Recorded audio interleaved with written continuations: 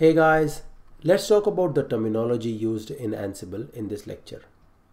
A control node is any machine with Ansible installed on it.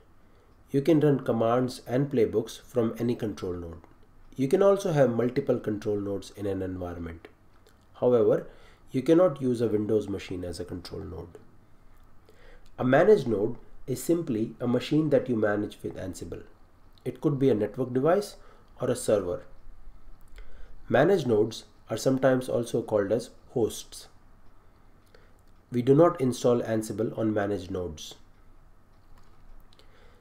An inventory is a list of managed nodes. An inventory file is also sometimes called as a host file. Your inventory can specify information like IP addresses for each managed node. An inventory can also organize managed nodes. You can create and nest groups for easier scaling. A module is a unit of code that Ansible executes. Each module has a particular use case. It could be administrating users on a specific type of database, or it could be managing VLAN interfaces on a particular network device. You can invoke a single module with a task, or invoke several different modules in a playbook. Now, a task is a unit of action in Ansible.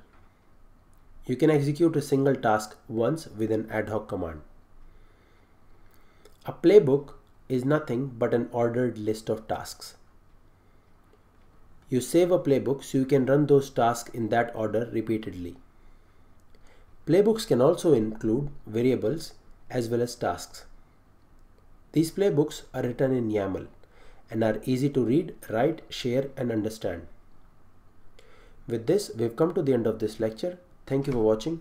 Bye.